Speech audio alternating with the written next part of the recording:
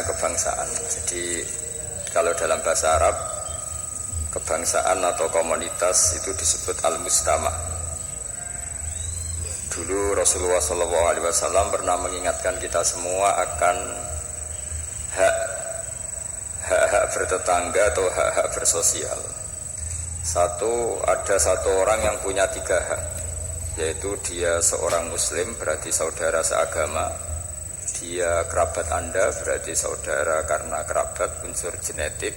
3, karena dekat. Sehingga tetangga yang seperti ini punya 3 hak, yaitu hak satu agama, satu kerabat, dan satu komunitas. Kedua, yang punya 2 hak, yaitu dekat dan seagama tapi tidak keluarga. Terus ketiga, yang punya 1 hak, yaitu atas nama mereka dekat meskipun beda agama. Sehingga dari dulu Islam tidak pernah bermasalah ketika berteman sama non-muslim, sama komunitas yang macam-macam.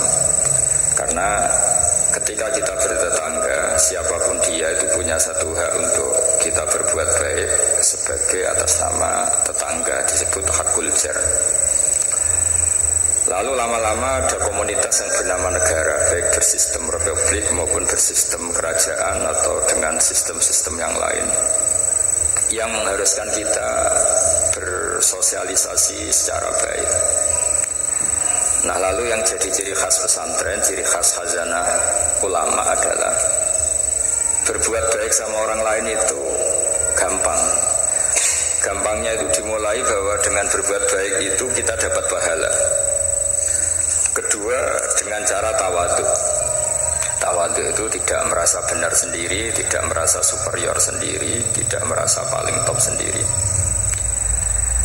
Ada beberapa paradok yang mungkin menjadi pelajaran kita. Mungkin di antara kita ada yang doktor, ada yang profesor, ada yang kiai alim, ada yang macam-macam pengusaha top. Tapi seringnya orang tuanya itu kadang-kadang itu tidak tamat SD, tidak tamat SMP itu. Jadi orang tidak tamat SMP bisa mengkader atau menciptakan orang sampai doktor. Kadang-kadang kita yang dokter menjadikan anak naik kelas saja susah itu. Pertanyaannya yang pinter itu siapa itu? Jadi orang awam bisa menjadikan anaknya alim, dokter, kiai. Tapi setelah kita dokter, karena mungkin hidup kita mapan atau jabatan kita mentereng, itu didik anak itu susahnya bukan main.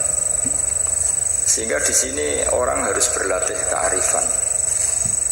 Dulu mungkin ketika kita kecil, karena dengan segala keterbatasan keluarga kita, juga komunitas kita, atau zaman kita itu yang menggerakkan kehidupan itu kearifan. Sehingga orang itu bawaannya sudah bijak, mengalami apa saja bijak. Misalnya nggak punya uang ya tetap punya harapan. Tapi kalau sekarang nggak, belum sudah ditabungkan, diasuransikan, sehingga orang itu kepercayaannya sama materi itu luar biasa, bergantung sama materi. Dan itu awal dari masalah ketika yang diangan-angan itu tidak ada, karena terlalu bergantung sama materi. Jika kita yang nekuni dunia ulama, nekuni dunia fikih, kita terus belajar bahwa orang-orang top itu dilahirkan dari kearifan, bukan dari hal yang bersifat materi. Kearifan ini penting. Saya beri contoh dulu, ada orang itu kholi itu dalam bahasa Arab artinya preman. Itu dia preman sekali. Ketika Nabi Isa jalan-jalan dengan Hawariyin, kaum pilihan, bawaannya orang soleh itu mulai dulu itu menarik, meskipun bagi orang yang tidak soleh. Jadi saya ulang lagi, bawaannya orang soleh itu auranya menarik, meskipun bagi yang tidak soleh. Singkat cerita, preman ini spontan ingin bergabung dari Nabi Isa dan Hawariyin ini. Tapi apa yang terjadi? Si Hawari ini, benderanya Nabi Isa itu mempercepat jalannya, karena beliau nggak mau sejajar dengan preman tadi. Si preman melambatkan jalannya karena nggak ingin setara atau segaris dengan yang Hawari, karena merasa tidak soleh. Masa orang nggak soleh kok jalan bersama orang soleh? Itu merasa nggak pantas. Lah yang Hawariyin merasa ingin cepat karena angkuhnya, nggak ingin jejer orang preman. Saat itu juga Allah memberi wahyu kepada Nabi Isa. Wahai Isa, bilang ke santri kamu itu yang orang Hawariyin, semua kebaikannya saya hapus, dan bilang sama yang preman itu semua keburukannya tak hapus. Yang satu dihapus kebaikannya karena angkuh, yang satu dihapus kejelekannya karena tawadu. Kata Allah, liyasta'nifa al-amalah, dua-duanya harus mulai dari nol untuk menjadi orang baik. Yang satu kehilangan semua kebaikannya, yang satu kehilangan semua keburukannya. Sehingga dari cerita-cerita kitab seperti ini di kitab Ihya, saya menyaksikan sendiri guru saya Kiai Haji Maimun Zubair, bapak saya mulai cerita orang-orang soleh dulu. Itu bertetangga dengan siapapun tidak masalah. Karena ada orang yang sedang fasik, sedang preman, sedang itu dibahasakan sedang itu nggak ada jaminan kalau berakhir dengan seperti itu. Jadi bagian dari kearifan kiai-kiai berbangsa dan bernegara karena tidak pernah menstigmasi bahwa orang lain itu lebih buruk ketimbang kita. Sehingga ya kita nyaman saja, nyaman berteman siapa saja karena kita tidak pernah punya perasaan lebih baik. Nah di sini kenapa para kiai itu fleksibel berteman berbagai kelompok, karena tidak pernah merasa lebih baik. Atau dalam bahasa terkenalnya disebut tawaduk. Jadi ketika orang merasa lebih baik, maka akan ada keangkuhan. Keangkuhan ini melahirkan sentimen. Sentimen ini lama-lama menjadikan sosial yang nggak sehat, bisa chaos.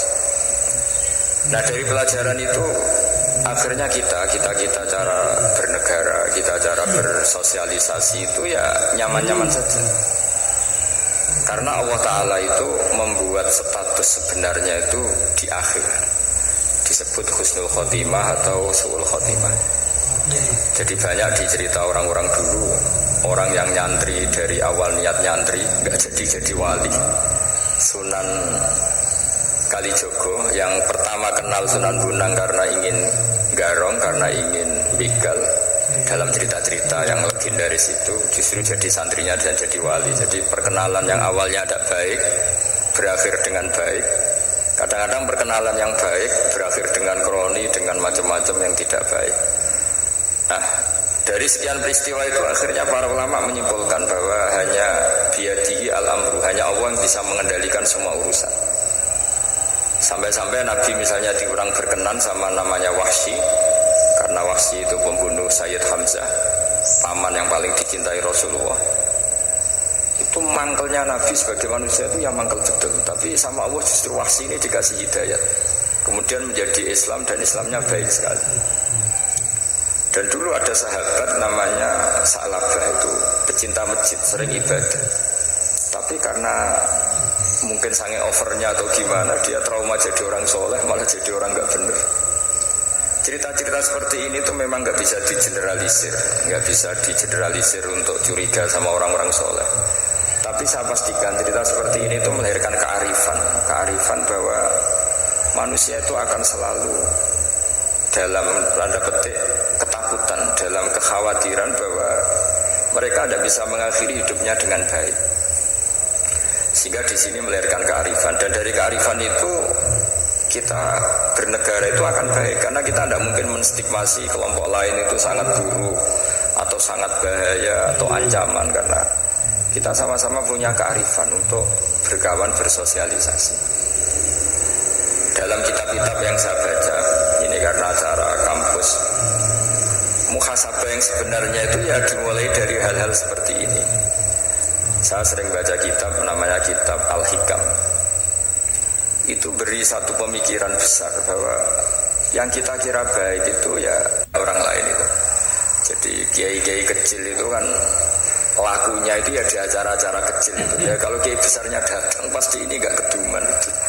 Jadi acara manakipan kok kiai besar datang, wong jadi lakon itu benda ada acara gitu saja kok yang besar datang pasti jadi tidak laku itu.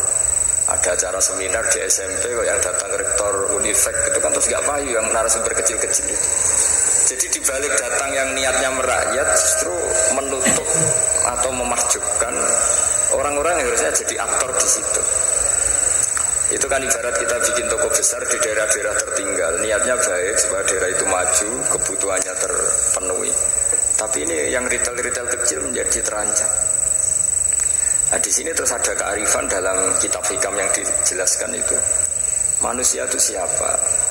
Manusia itu orang yang saat baik saja itu ada jeleknya, apalagi saat jelek. Dulu bapak saya sering guyon itu, kalau ada imam masjid istiqomah jadi imam terus sampai tua jadi imam tuh kan seringnya dipuji istiqomah. Tapi kata bapak saya itu ya gara-gara dia istiqomah itu tidak ada kader sampai orang lain frustrasi jadi imam gitu. Jadi di balik istiqomahnya ini sebetulnya memakjubkan sekian kader imam gitu. Karena terus orang lain jadi imam nggak berani gitu. Dan akhirnya nggak ada kaderisasi. Tapi misalnya dia pelintan juga tidak baik. Masa imam kok pelintan kadang hadir kadang enggak. Orang yang terlalu mencintai istri juga gitu. Kalau terlalu harmonis pasti ibunya terancam, saudara-saudara keluarganya terancam, sehingga hubungan sosialnya dengan keluarganya kurang baik. Begitu juga dengan teman-temannya. Tapi kalau agama menyarankan dengan istri yang mesra juga keliru. Masa menyarankan begitu? Tapi kalau terlalu mesra pasti hak-haknya yang lain terganggu. Nah ini yang disebut muhasabah. Muhasabah itu kata kitab hikam, kita harus mengevaluasi bahkan dalam hal-hal yang tadi, yang baik. Termasuk dalam kitab itu dijelaskan bahkan minta surga saja atau minta neraka itu ya kadang-kadang kurang baik. Bukan karena mintanya yang kurang baik begini. Orang soleh, ini cerita orang soleh. Nanti orang-orang yang soleh itu kalau ketemu Allah itu masih digojlok lah, masih agak-agak disalahkan gitu. Kenapa kamu ibadah terus gitu? Gusti karena saya ingin masuk surga gitu. Yang satu ditanya, kenapa kamu ibadah serius? Karena saya takut masuk neraka gitu. Akhirnya Allah ngendikan masyhur itu dalam hadis, laulam akhluk jannatan wala naron alam akun ahlan an uto'a. Lalu andaikan saya tidak bikin surga atau neraka, lalu kamu tidak nyembah saya. Berarti kamu nyembah saya karena saya bikin surga, saya bikin neraka. Andaikan saya tidak bikin surga atau bikin neraka, berarti kamu tidak nyembah saya. Kaget orang soleh ini. Padahal Allah selalu Tuhan meskipun tidak bikin surga dan tidak bikin neraka. Tapi orang bisa baik itu karena dimotivasi ada surga, ada neraka. Tapi andaikan kita menyembah Allah karena surga, karena neraka, problemnya lalu kalau Allah tidak bikin surga apa neraka, apa kita terus tidak baik, tidak menyembah Allah. Sehingga kalau di Quran itu ada fattakun nar, tapi ada fattakun ya ulil albab. Takutlah kepada saya kalau kamu punya akal. Jadi takutnya bukan kepada tidak masuk surga atau takut masuk neraka, tapi takutnya pada Allah Subhanahu wa ta'ala. Begitu juga hubungan kita dengan istri. Tidak muji istri itu gimana? Kita misalnya ditanya, kenapa kamu mencintai istri kamu? Karena dia cantik, karena dia baik. Sebenarnya kalimat itu bahayanya adalah berarti suatu saat Mas Aun Esrayu kira seneng aku. Tapi kebetulan rata-rata istri ini diomongin gitu tuh bangga karena dipuji cantik. Padahal sebenarnya ini masalah. Kalau mencintai karena cantik, suatu saat pasti tidak cantik. Artinya apa? Apapun pilihan kata kita sebenarnya ada banyak masalah. Karena tadi menurut kitab hikam, manusia itu siapa? Orang yang saat baik saja itu ada jeleknya. Kalau kamu mencintai seseorang karena dia baik, berarti suatu saat kalau tidak baik kamu tidak cinta. Bukan karena kemanusiaan. Kalau kamu menyembah Allah karena surga, andikan Allah tidak bikin surga, berarti kamu tidak menyembah Allah. Padahal enggak, kita menyembah Allah meskipun andikan Allah tidak bikin surga, tidak bikin apa? Neraka. Nah, evaluasi seperti ini itu dibutuhkan muhasabah, karena kita bernegara sampai sebaik ini itu barokahnya ilmu, barokahnya tawadhu. Tawadhu itu tidak pernah menvonis bahwa kelompok lain atau orang lain itu lebih baik ketimbang kita. Saya punya contoh, saya punya santri, banyaklah cerita-cerita seperti ini yang tidak pati alim. Barokahnya tidak alim itu hidup di daerah-daerah tertinggal. Begitu juga di kampus lah, gara-gara dia tidak kumplot mungkin atau mahasiswa biasa mungkin hidup di daerah-daerah tertinggal. Barokahnya apa? Karena hidup di daerah tertinggal, semuanya dia itu pionir, heroik, bikin masjid sendiri, nyari-nyari tanah sendiri. Ya sudah, akhirnya dia pendiri masjid. Begitu juga anak-anak mahasiswa yang di kampung-kampung tertinggal, mungkin dia mengadakan pipanisasi dari gunung atau apalah, bantu masyarakat, yang semuanya dia serba pionir. Tapi kita yang mungkin elit ya, beberapa santri yang pinter mungkin karena juara tahfidz atau juara apa, terus diumrohkan ke Mekah, terus kalau ngaji di masjid mungkin jadi sangoni pakai uang kas masjid ya. Begitu juga kalau kita kumplot mungkin beasiswa dapat dari negara, kita kuliah di Jerman, di Amerika. Nah nanti pertanyaannya ketika di akhirat itu yang santri yang nggak pinter tadi, Karena dia statusnya itu pendiri masjid, mengadakan masjid dari tidak ada menjadi ada. Sementara kita yang terhormat, kadang-kadang hisapnya berat. Kamu ini kiai kok dapat salam tempel dari uang masjid. Jadi hubungan kita dengan ibadah itu mendapat, yang santri dapati pinter yang memberi.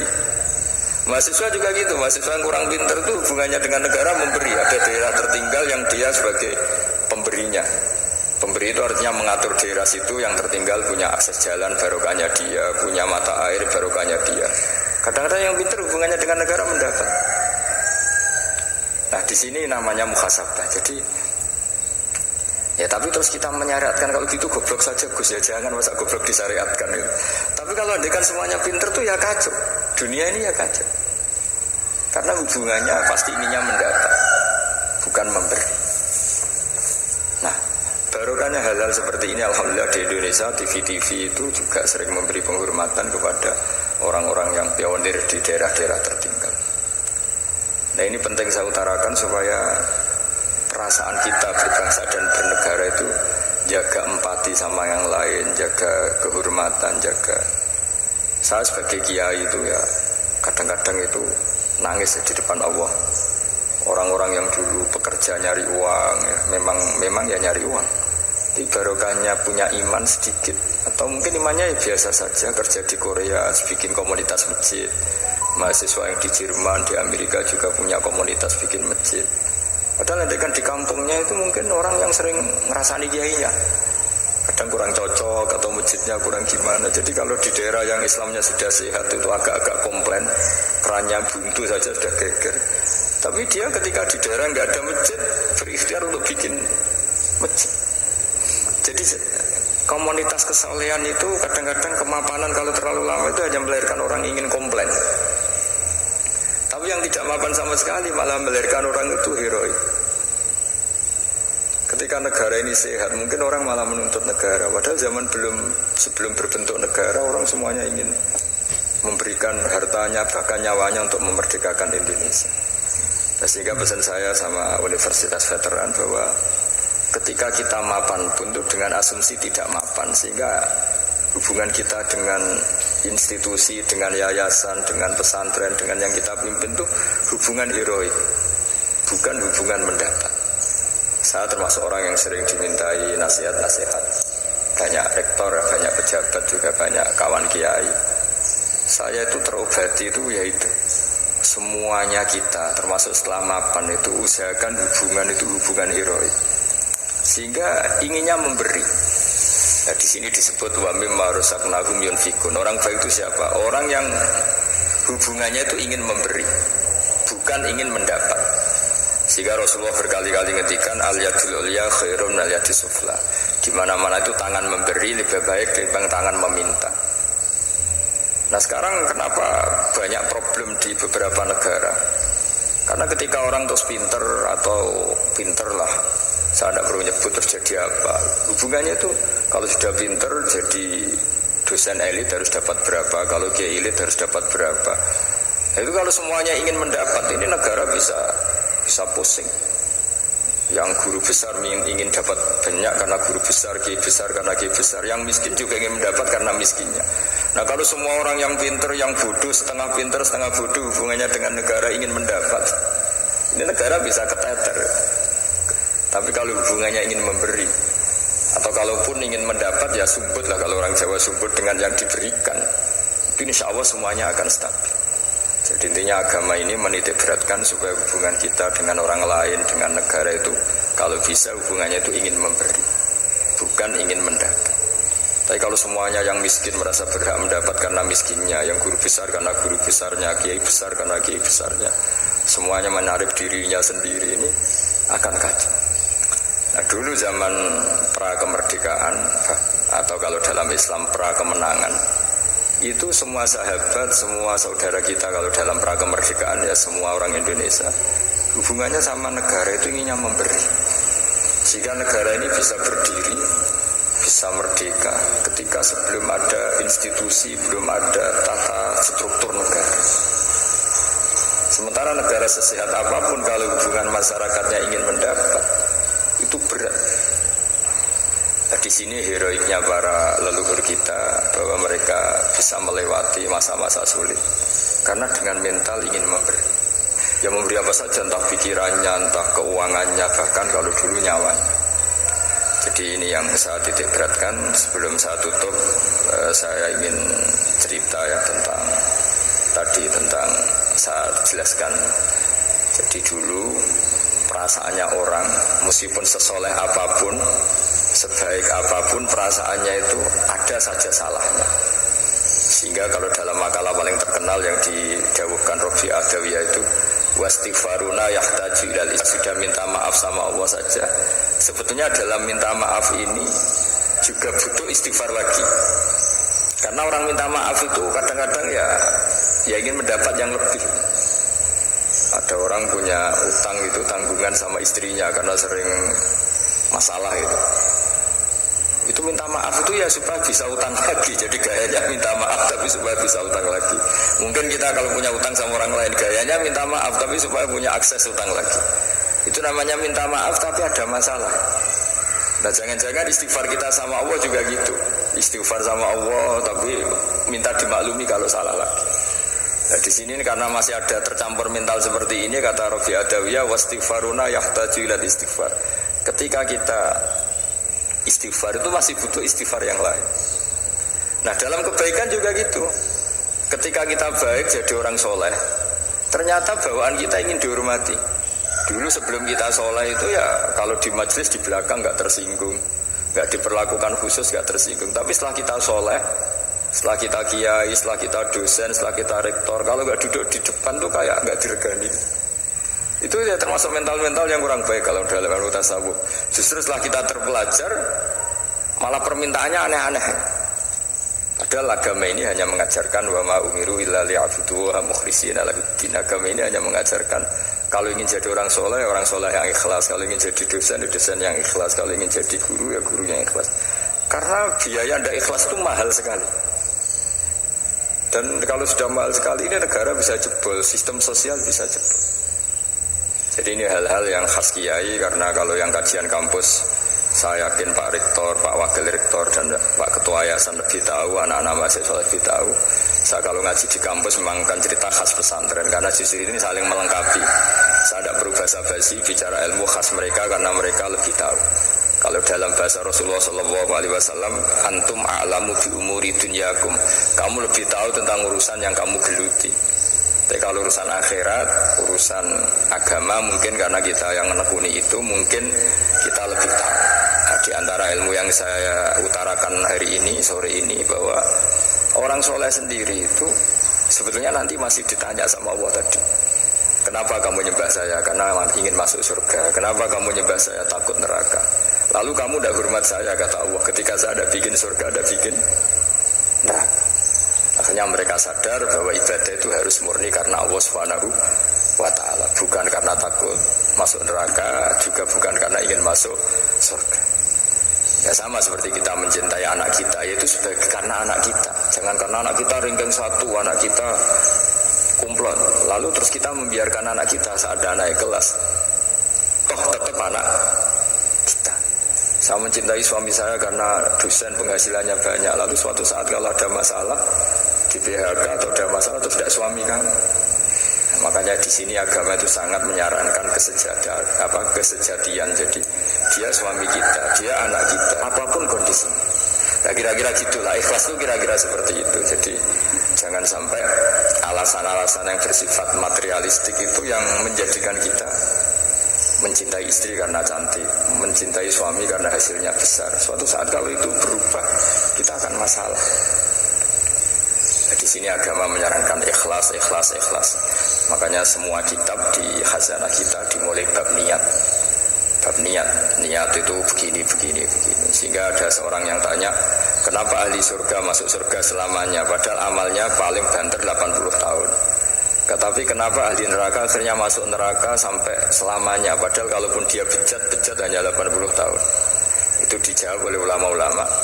Orang mukmin itu berkomitmen akan iman andikan hidupnya selama-lamanya, sehingga dibalas dengan masuk surga selama-lamanya. Sementara orang yang fasik, yang berbuat hanya mengumbar nafsu, bayangan dia kalaupun hidup 1000 tahun ya akan begitu terus. Dan dia ketika mati dengan status dia berencana andaikan sehat maksiat terus. Karena punya rencana seperti itu diganjar neraka yang selamanya lama. Maka saya mohon niat ini juga yang harus mengilhami para rektor, para dosen. Andaikan sudah ada jabat pun tetap berkomitmen pada institusinya, pada yayasannya. Jangan kalau jabat serius, sekali tidak jabat malah ganggu. Itu nggak boleh, harus. Saya sendiri juga gitu, saya populer apa enggak, saya keren apa enggak, saya akan berkomitmen tetap mengkhidmati agama ini.